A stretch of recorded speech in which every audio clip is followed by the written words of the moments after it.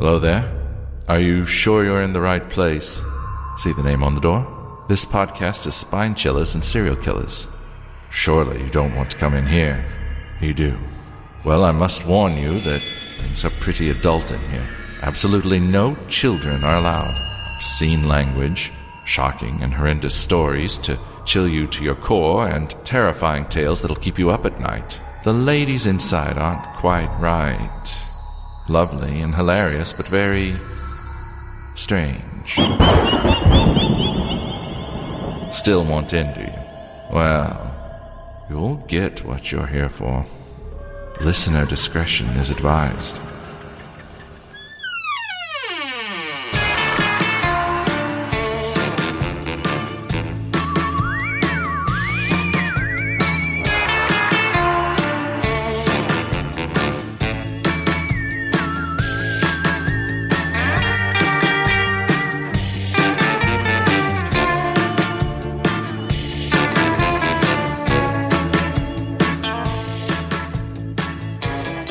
Welcome back to Spine Chillers and Serial Killers. I'm Becky.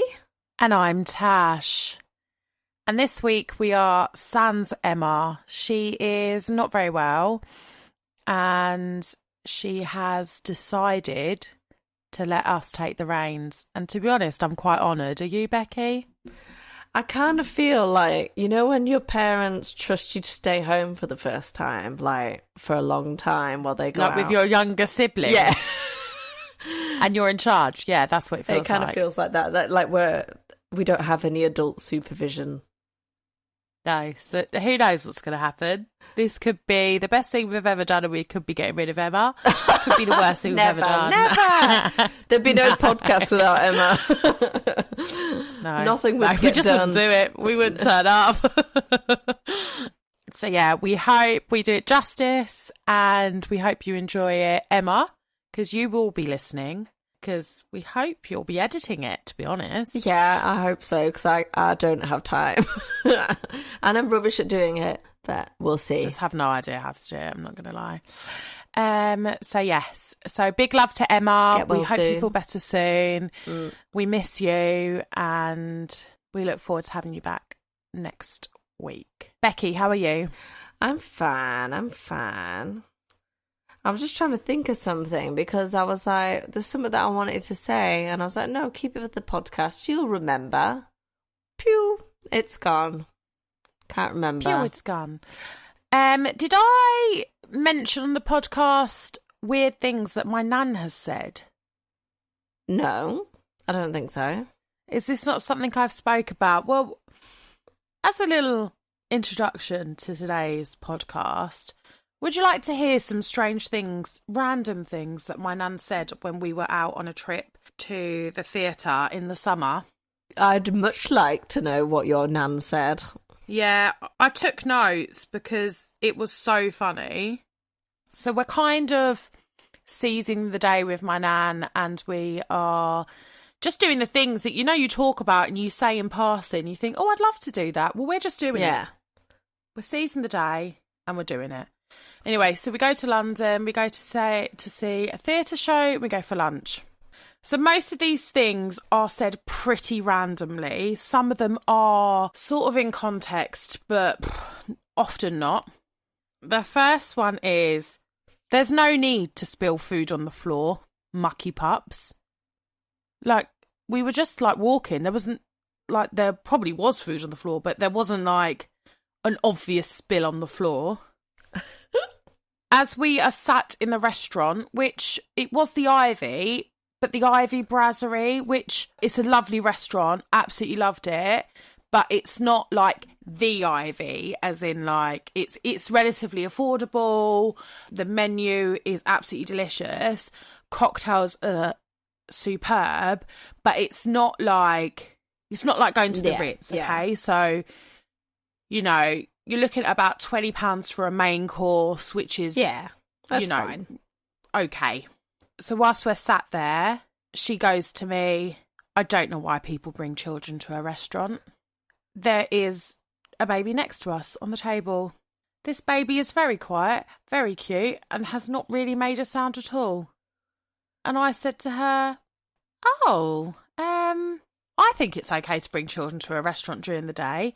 Personally, I don't necessarily think evening is great for children until they're of an age where they can sit well. Were you doing that thing where you're like, Grandma has said that really loud, but I'm going to tell everyone that I am okay with this. It's not me. Exactly. Then I went on to say, if the restaurant has a children's menu and high chairs, then they are okay with it. There are plenty of restaurants that do not like children to come to their place and so do not accommodate. So that was awkward. Throwing shade at the Then she goes to me. kids.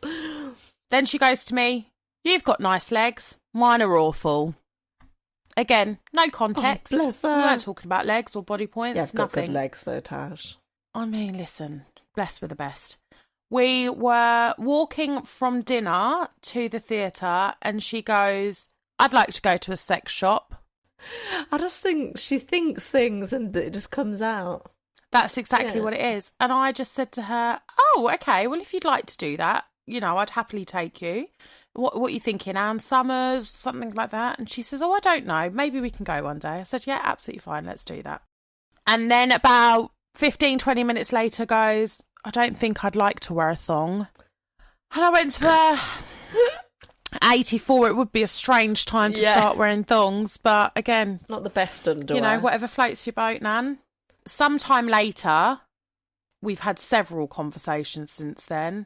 We're waiting for the show to start.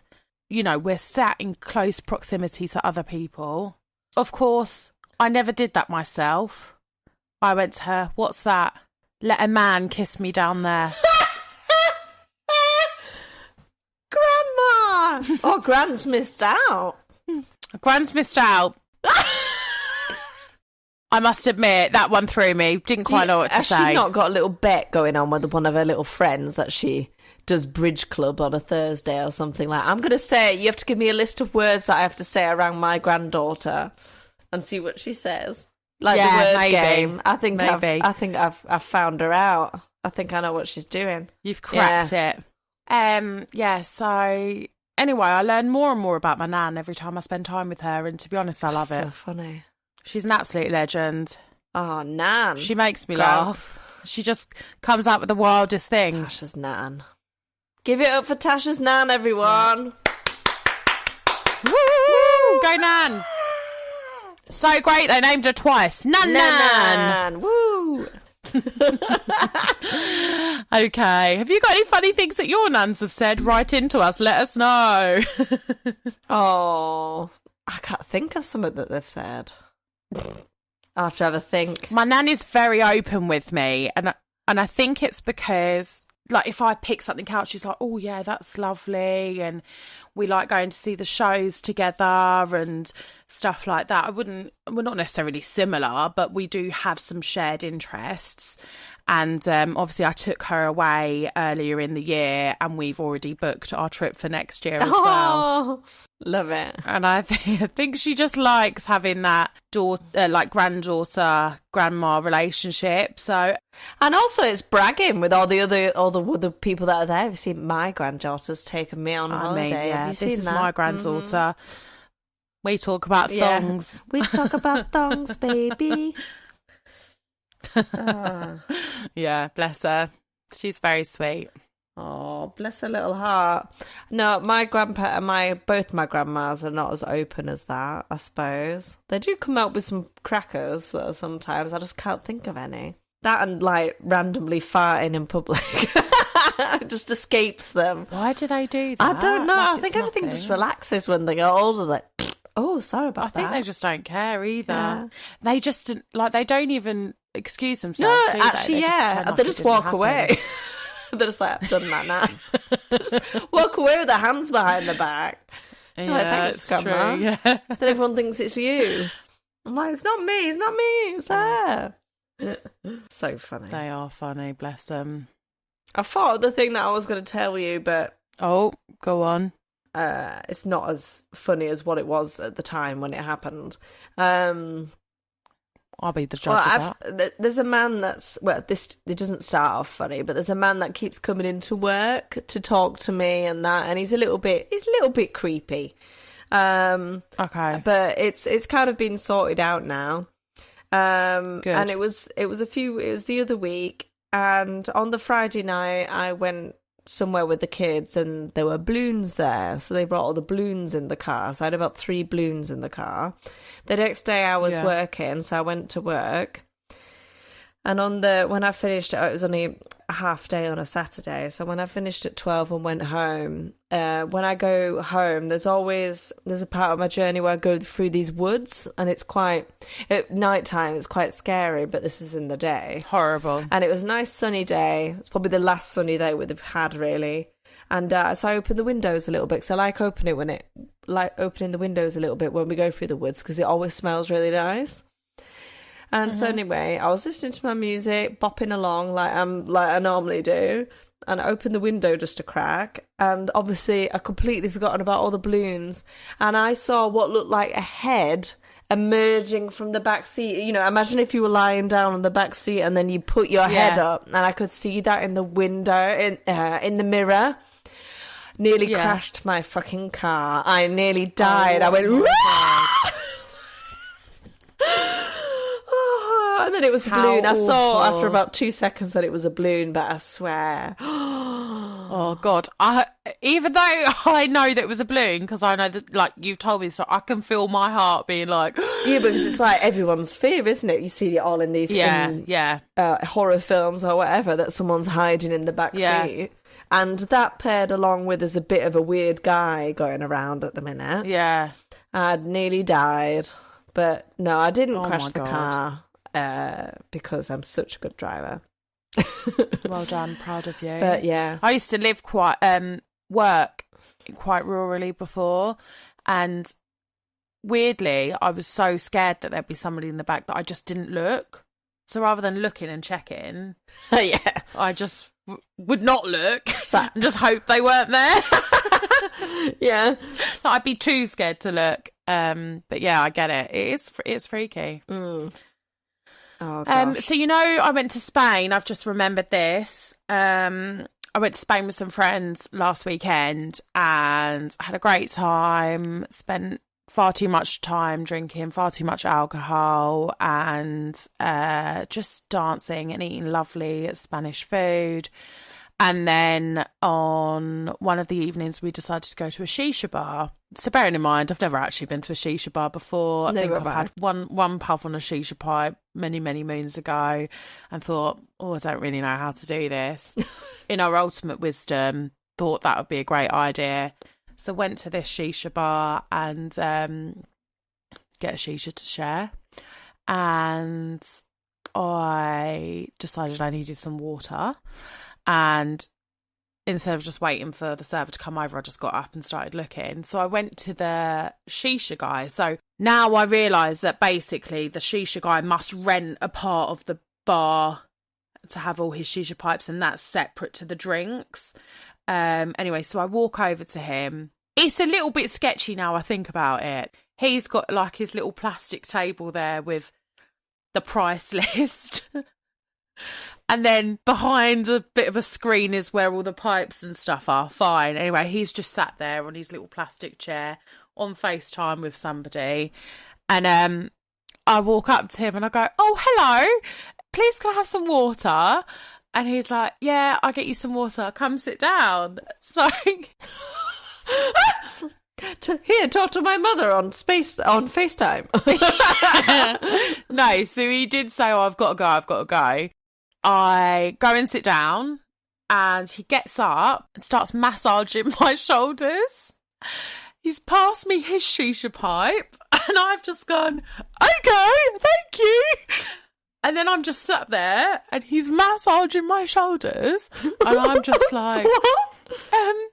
It was so weird, Becky. Honestly, I'm just like, but also like, this is kind of nice. But yeah, like gave a great shoulder massage. Anyway, so he goes gets the water. Are your friends not seeing this from like the other side? No, because I've just wandered off to get water.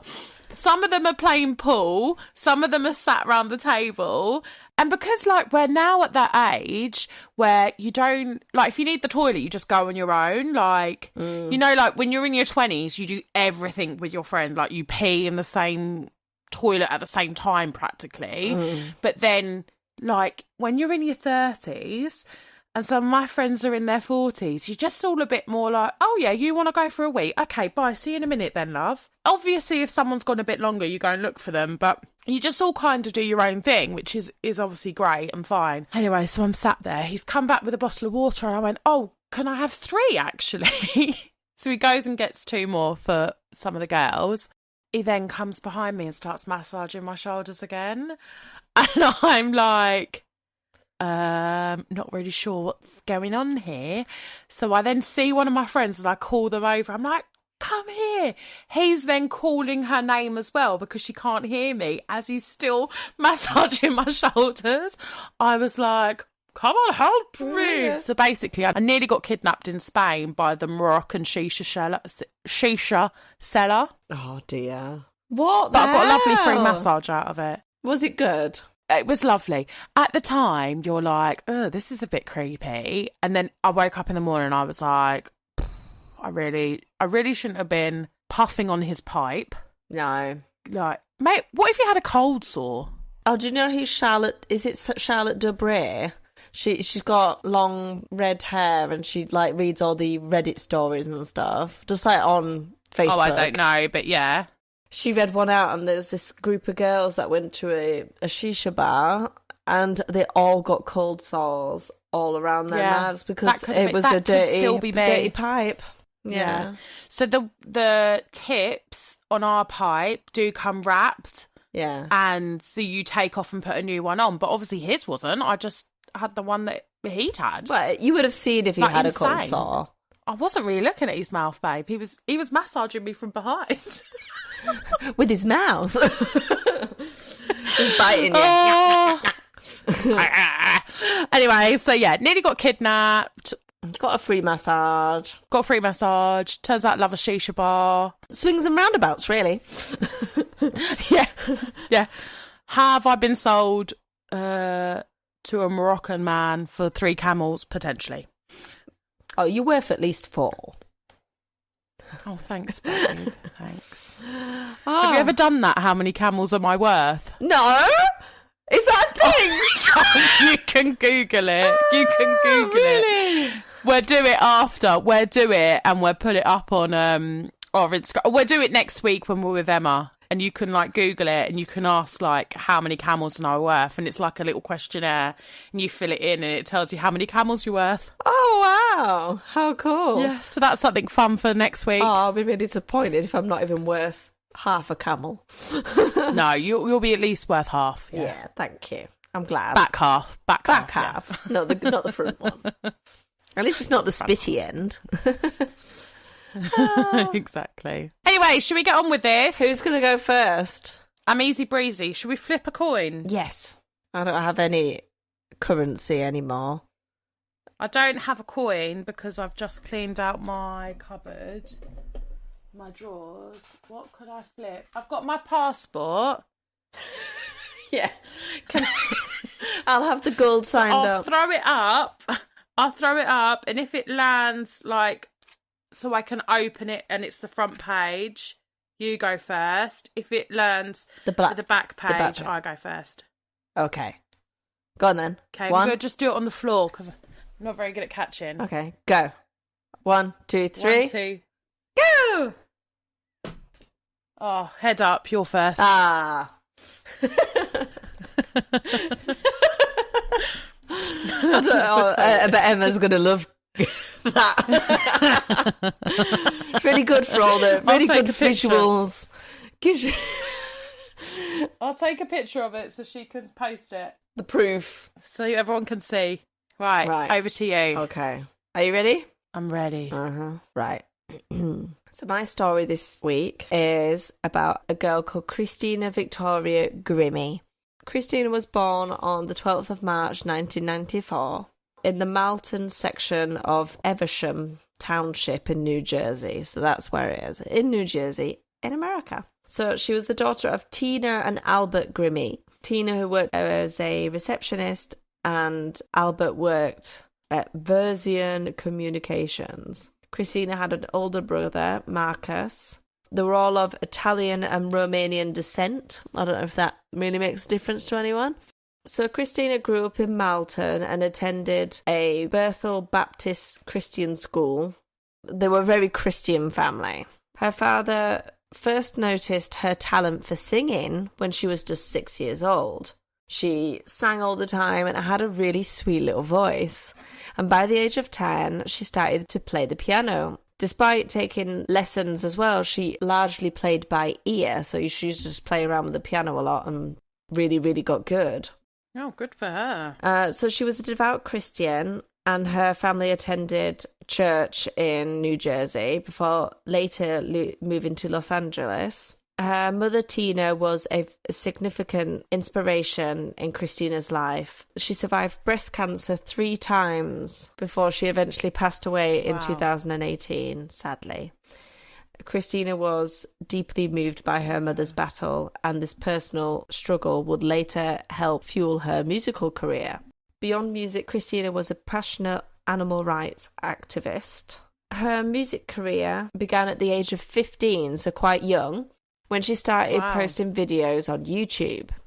At the time, her username was ZeldaLove64. She was encouraged by a friend to start uploading videos of herself to YouTube, and her first cover was Don't Wanna Be Torn by Hannah Montana. Her talent quickly gained attention, particularly with her cover of Miley Cyrus's Party in the USA, which showcased her unique voice and personality. By 2010, her video of Just a Dream, a collaboration with fellow YouTubers Sammy Sui and Kurt Hugo Schneider, garnered millions of views. Her rise in popularity eventually led to her discovery by Selena Gomez's mother, Mandy Teefey, who eventually would become Christina's manager. In 2012, Christina moved to Los Angeles to pursue her music career full-time. She signed with Creative Artists Agency and began branching out into other projects, including starring on the web show Power Up with Christina Grimmie on Disney.com. That same year, she released her debut album, With Love, and opened for Selena Gomez on the North American leg of her Star Dance Tour. Selena Gomez is huge, especially in America, absolutely huge. Yeah. So she was doing really, really well big for in the herself. UK as well, yeah. In 2014, Christina competed on NBC's The Voice, where her powerful rendition of Miley Cyrus's Wrecking Ball impressed all 4 coaches. She ultimately chose Adam Levine from Maroon 5 as her coach and finished in 3rd place, although her performances left a lasting impression on both the judges and her growing fan base. So that brings me to the 10th of June 2016, a warm night in Orlando, Florida, at the Plaza Live. Christina Grimmie, who was still a rising star, she was gaining more and more popularity. She had like a lot and lots of fans on YouTube as well. She was sharing the stage with Before You Exit. I don't know who that is. The crowd was full of excitement. The performance wrapped up around 10 p.m. local time, but for fans who stayed, the night wasn't over. Christina was always very generous with her time and lingered after the performances to sign autographs and meet her supporters. She was quite well known for this, and sometimes she'd stay for a lot longer than what a lot of people would do to greet her fans and try and meet as many as possible. She was really, really sweet. Just 24 minutes later, everything would change. A 27-year-old man named Kevin James Loibel approached Christina as she stood inside the venue. In her usual open-hearted way, she reached out for a hug, completely unaware of the danger that was standing right in front of her. Oh, it's making me emotional. Loibel wasn't there for a simple meet and greet. He pulled out a pistol and at point-blank range shot Christina 3 times. Oh, God. Chaos erupted. Christina's brother, who was nearby, tackled Loibel, trying to stop him, but he managed to break free and backed against a wall, he turned the gun on himself and ended his life. Oh, what a piece of shit. That fucks me off. I know. Like, why? Why? Oh, God. Poor Christina lay on the floor, bleeding, her pulse faint. A physician was in the crowd and rushed forward to try and help.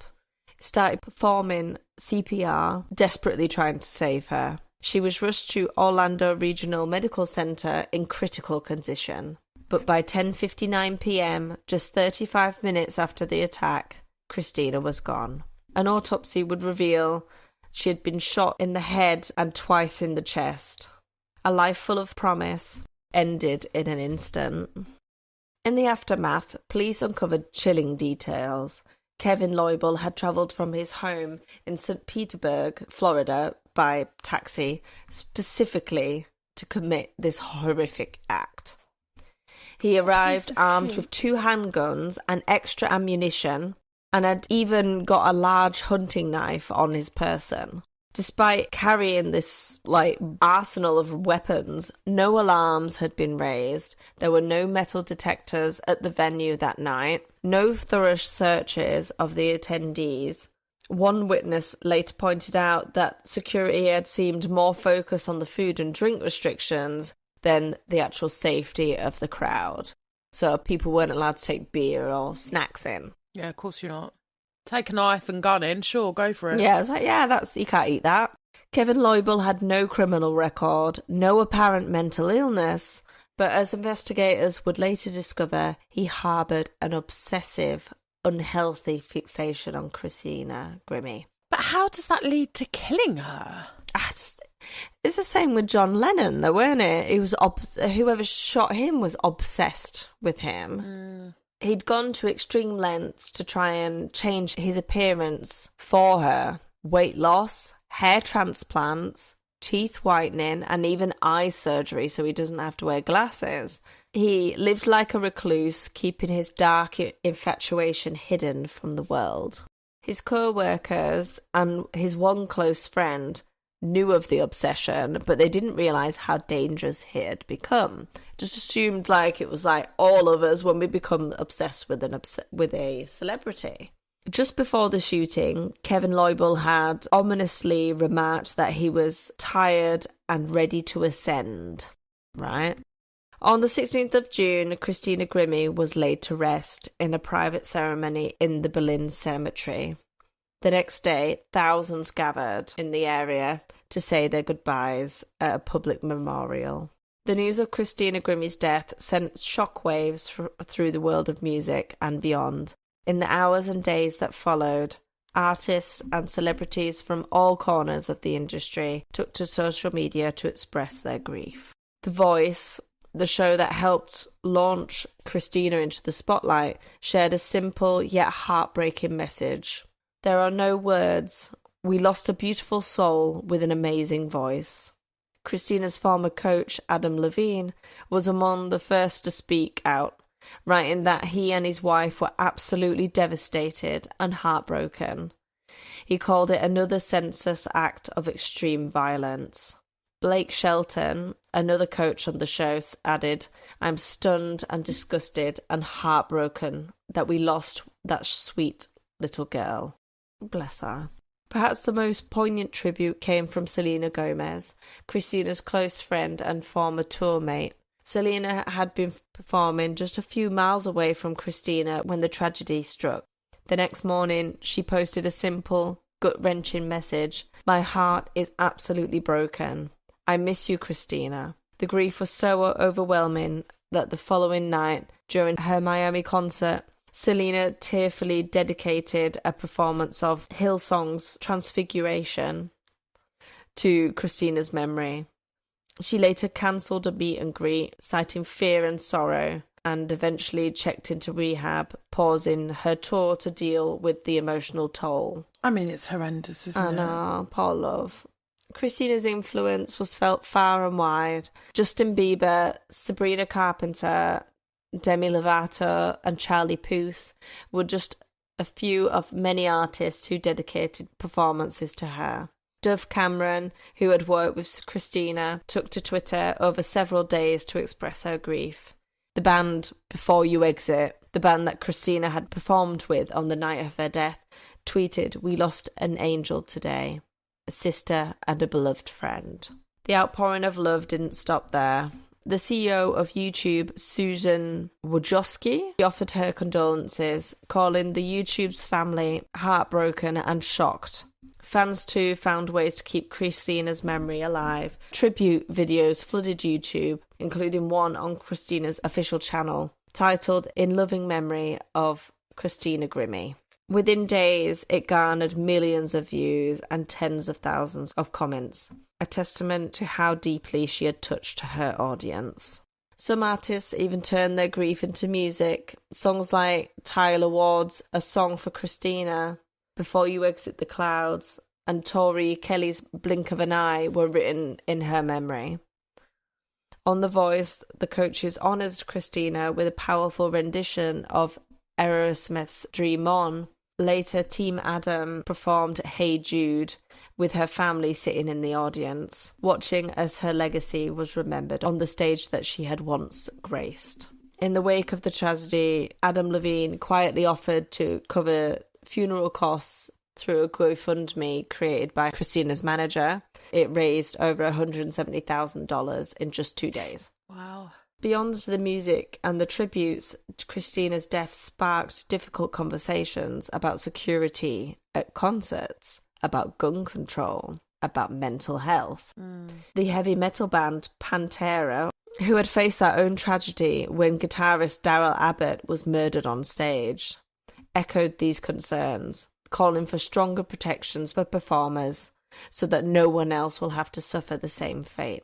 Christina Grimmie's life was tragically cut short, but her memory lives on in music, in the tributes, and in the hearts of the many who loved her. Christina's light was extinguished far too soon, but the love she shared with the world and the impact she has still remains. In February 2017, Grimmie's family announced their plans to create a foundation in her honour, named the Christina Grimmie Foundation. The foundation's purpose is to support those affected by gun violence and breast cancer as well. So she would want that because of her mum. The foundation frequently hosts events in Grimmie's honour to ensure that Christina Grimmie's death is not the end of her story. There we are. Bless her heart. Yeah, sorry about that. That's very sad. It was so sad. I know. It's funny because, I mean, it's not funny, but we obviously cover some really sad things, but that really upset me. I don't know why it upset me so much compared to... Because she was such a sweetheart. Yeah. Really sad, isn't it? Bless her heart. Yeah. What a piece of shit, though. Why do that? I don't understand. Yeah. You're obsessed with someone. Why kill them and shoot yourself? It's so weird, isn't it? But maybe he'd reached out to her and wanted to date her and she wasn't interested. Who knows? He felt rejected and so he was like, you won't have me. Yeah, no I probably one else never can. saw Who his knows? message because she had a lot of fans, so she probably never even saw his message. Yeah, exactly. So this week I will be reading the text that Emma has prepared. Bear with me. This is my first time reading more than 3 sentences on the podcast, but I'm hoping I'll be fine. So, buckle in, guys. In the early 1980s. First 4 words that I have stumbled. Go on, you'll do great. In the early 1980s, Judith and Sam Henney found their dream home in Newport, just outside of Houston, Texas. It was a subdivision. I had to look that up, which basically means a big plot of land that has been separated into lots to sell off. The development was brand new and the homes were all immaculate, surrounded by beautiful green grass. Yum, yum. Judith and Sam were sold and moved in as soon as possible, thinking this would be their forever home. Sam began making home improvements and the couple decided to build a big swimming pool in the backyard. I really want a swimming pool.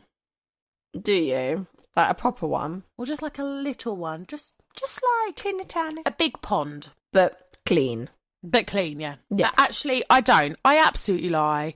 If I see anything disgusting in a swimming pool, I immediately get out and never can go in it back again. So I lie. I don't want a swimming pool. Yeah. All it takes is for a tissue to blow in there and you'd be like, oh no, never again. Not even that. Like somebody with snot on their face, somebody sneezes in the swimming pool. I'm out. I'm gone. If a plaster's floating in the swimming pool, bang. I'm just very glad that my children can now swim, so I don't actually have to go in the water with them. Anyway, now with most of my stories about people moving into new houses full of excitement, we all know that there's always a ghost hiding around the corner, somewhere to come out and ruin it all. But those houses tend to be old, peeking. with some horrifying history that goes with them. This isn't the case here. Remember, the house is new. No awful deeds have occurred within its walls. But also, this is me telling the horror story, so you know that something spooky will happen. And of course it does. And almost like a horror film, it starts with a strange man knocking on the couple's door unexpectedly. Ah! When Sam opens the door, he was surprised to see a complete stranger with a serious expression on his face. He said that he had noticed the couple were putting up a swimming pool. And he's like, have you got the permits for that? Yeah, he said he had noticed the couple were putting in a swimming pool and that he had some information they must hear before continuing. Intrigued, Sam took the man to the garden, where he pointed at the ground, saying there were people buried underneath. The Hennies, of course, were totally taken back by this statement, and even stranger, the man had just wished them a good day and walked off as if he hadn't just delivered them some very dark news. It's like the plot of Poltergeist. They had no idea what to make of this. Was he joking? It seemed like a very odd thing to joke about, and the man had not been smiling when he had delivered the news. There was only one thing for it. Sam began to dig. What? I know, that's not what I would have done. No, I'd be like down to the mayor or wherever. I'd be like, excuse me, Yeah. are the people buried under my house or like under my land? Can you tell me? I'm not going to be digging And them also, up. like, surely when the houses were built, I don't know, when they excavate, surely that, I don't know, who knows, but would I have got my shovel out? Absolutely not. No. Anyway, it wasn't long before Sam hit something hard. His Oi, oi. heart sank. He jumped inside the hole. And uncovered someone's boards by hand. I thought you said someone's balls by hand. Bars. He lifted one up slightly and he saw the indentation of a skeleton. Oh. The old man had been telling the truth, and Sam Henny had just found a dead body buried in his back garden. Oh no. I know. Couldn't write it, could you? The couple immediately called the sheriff's department and the county coroner, and they performed an official exhumation. The skeleton they had found had almost turned to dust, but they did find 25 bone fragments left intact. A second coffin, just next to the first, was also dug up. The skeleton inside that had been better conserved, and on one of its fingers were 2 wedding rings. The coroner removed the rings and placed them in Judith's hands. She felt sick to her stomach. The whole thing felt wrong. She felt like they were disrespecting somebody's graves, when truthfully, that's exactly what was happening. The Hennies wanted to do the right thing for the deceased couple, so they began researching to try and find out who they were. Their search led them to a man named Jasper Norton, who years previously had been the local gravedigger. He told the Hennies that their home was built on an old African-American cemetery called Black Hope. Norton said that the last burial took place in 1939 and around 60 people were buried there in paupers' graves. Oh. Yeah, sad. Sam and Judith found out that the 2 graves that they had found belonged to Betty and Charlie Thomas, who had died during the 1930s and whose graves had long since been forgotten. Aww. After finding all of this information, the couple decided to rebury Charlie and Betty in their garden exactly like they were before. and hoped that in doing so that their spirits could continue to rest in peace. This, of course, would not be the case. Uh-oh. The activity started straight away. Judith had an electric alarm clock by her bed, and one night it began throwing sparks and glowed blue. She thought maybe it could be an electrical fault, so went to unplug it, only to discover it had already been unplugged. Oh. I know. Nope. A few days later, after Sam had left for work, Judith heard sliding doors open and a man's voice shout, "What are you doing?" She assumed it was Sam, but upon inspection, of course, no one was there. She told herself that it was all the events from the past weeks that were getting to her and pushed it to the back of her mind. The next morning, she went to put on her favourite pair of red shoes, but they were gone. She couldn't find them anywhere. Sam began to help her search for them too, but neither one was found successfully. It was only later, when they were both outside, they spotted the shoes, neatly placed beside Betty's grave. Oh. Weird. Maybe she liked red. Maybe she just needed to borrow the shoes to get back to her grave. You know, like when you borrow, like half put your shoes on to go outside to get something from the car. Or like Dorothy. Oh, yeah. When she clicked her heels together to go home. Yep. This was only made worse when the couple realised what day it was. Betty's birthday. They both agreed that it seemed like Charlie's ghost had entered their home and found Betty something for her birthday. Oh. The idea, I think, sweet. That's quite sweet, yeah. I think so. I kind of thought that she went and got them herself, like, it's my birthday, I'm having these. Yoink. These are mine. No, I agree. It was Charlie. Yeah, much sweeter. The idea sent shivers down Judith's spine. I just don't agree. I think that's cute. I think it's cute from afar. I wouldn't want that happening to my shoes. No, that's true. That's true. The paranormal activity won't just limit to the Haney's house. People all over the neighbourhood began seeing strange lights, taps, and TVs would turn themselves on and off. Some even saw full-body apparitions, and worse still, some of these encounters were not particularly nice. Yeah. Ben and Jean Williams moved into the neighbourhood full of the same hopes and ambitions that Sam and Judith had. But Jean admits that she never really felt comfortable in their new home. None of their plants she planted in the flower beds would grow. No matter how well she cared for them, they would always die, and inside she felt like someone was always watching her, giving off hateful energy. She explained that no matter what she was doing in the house, she always felt like something terrible was going to happen. The couple both saw forbidding shadows sliding along the walls of their home. They would hear quiet murmuring like people were having secret conversations, and freezing cold spots would appear out of nowhere. Ooh. As we have seen in the past, something that goes hand in hand with menacing hauntings is a putrid, nauseating smell, and the Williams haunting was no exception. The smell would fill the entire house out of nowhere and then dissipate, leaving no trace of the rotten stench behind. That is weird, isn't it? Yeah. I don't know that I could cope with smells. No. Then, sure enough, a coffin-shaped sinkhole began appearing in the flower bed. They would fill it in, but it just kept reappearing. Obviously, they had no desire to dig up whoever was inside after experiencing the activity they had been living with, but at least now they had some answers as to why this was happening. The couple spoke about moving, but financially they just couldn't do it. Jean said they would just have to stick it out in hopes that they could somehow fight off these spirits. Ben had an opportunity to do just that a few days later. How does that just come about? He was getting something out of the fridge when he closed the door. He saw two shadowy figures stood looking at him. As he stared back, they began floating quickly backwards towards Jean's bedroom door. Ben was taken over by anger at this point. In his mind, to mess with the house was one thing, but to pick on his wife was another. He ran and threw himself at the shadows, feeling a cold, sticky feeling as he went through them. They both vanished, and indeed left Jean alone.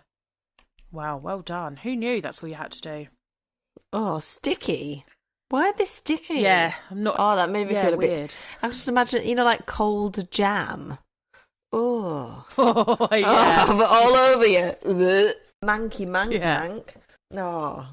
Oh, But wouldn't you be pissed off to get a nice new house and it's like built on a graveyard? raging. But Absolutely can you not raging. sue someone? I don't know. And that guy was just like, oh, there's bodies down there. Bye. Never see me again. It is strange because it was only in the 80s, and it does feel like that maybe they should have done more digging, ironically, Yeah. metaphorically, but they should have looked into it more. Yeah. The Haneys, however, had enough and couldn't deal with the situation any longer. They filed a lawsuit against the builder for not disclosing the fact that the properties were built over a cemetery. Yeah. Shady. That's what we were saying. Yeah. And initially, they were granted $142,000 for mental anguish, but a reversal ruled that the builders were not liable and the cause was thrown out, leaving the Haneys owing $50,000 in legal fees. The couple had to file for bankruptcy and ended up losing everything, including the house. Oh, fucking hell. Yeah, but they didn't want to be there, so... That's kind of sad. Yeah. Yeah, it is crap. The Williams also decided to take legal action, but were told without proof of there being any bodies on their land, they had no case.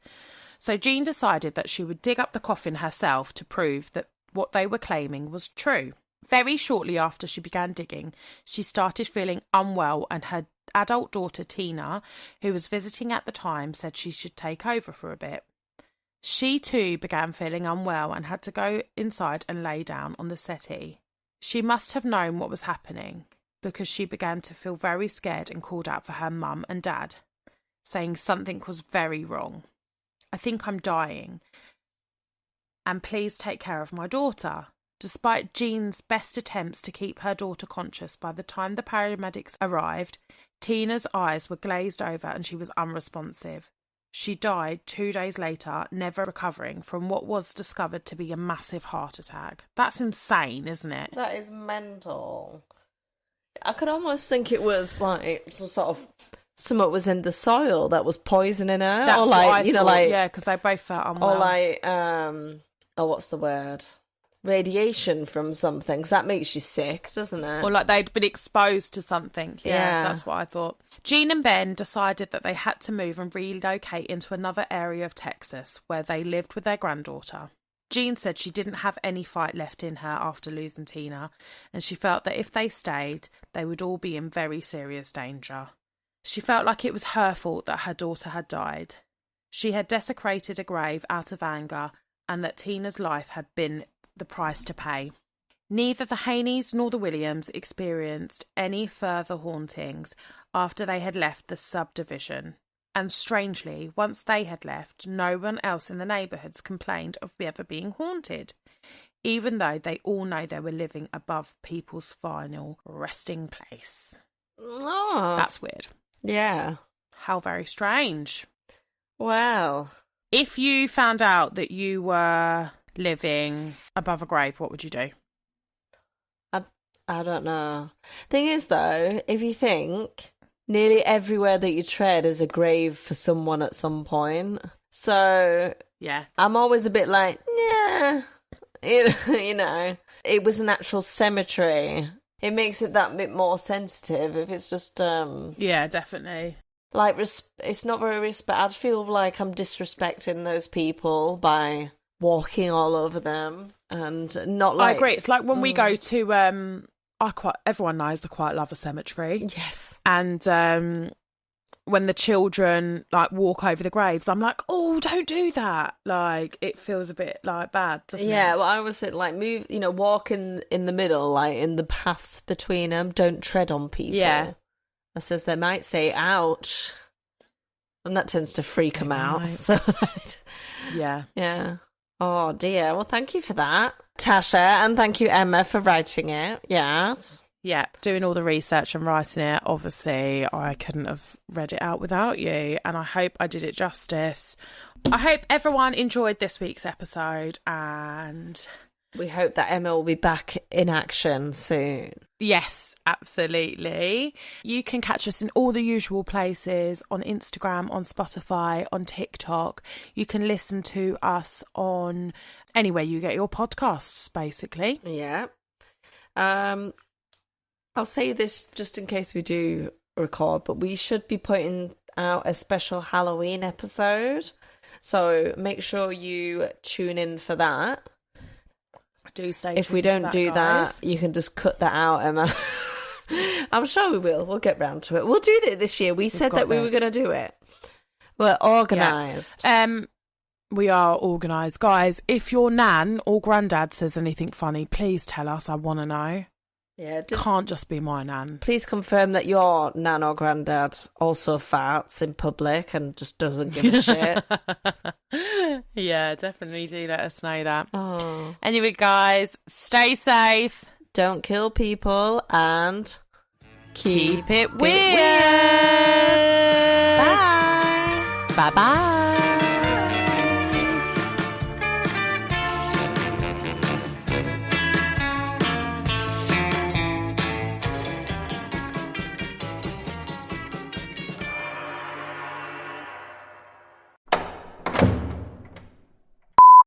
27-year-old man called Chevin. A man, I swear I'm having some sort of fit. A Twevin. Oh, what's happening? A fork and a poon? Thinking about it. Poon and a fork?